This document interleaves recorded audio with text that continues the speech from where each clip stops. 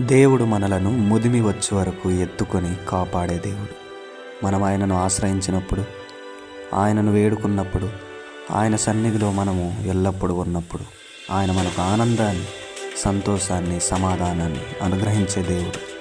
ఆయనను ఆశ్రయించిన వారిని తన రెక్కల క్రింద ఎదుగు దాచుకునే దేవుడు. మహోన్నతుని చాటున ఎవరైతే నివసిస్తారో వారిని నిత్యము ఆయన కాపాడే దేవుడు. ఆయన నామము ఎరిగిన వారిని ఆయన ఎన్నడూ విడిచిపెట్టని దేవుడు.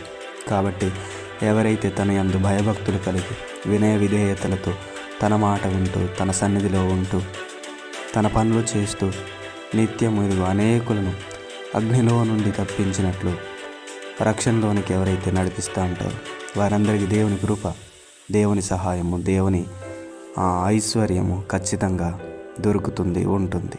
ఆమేన్. God bless you. Love you all.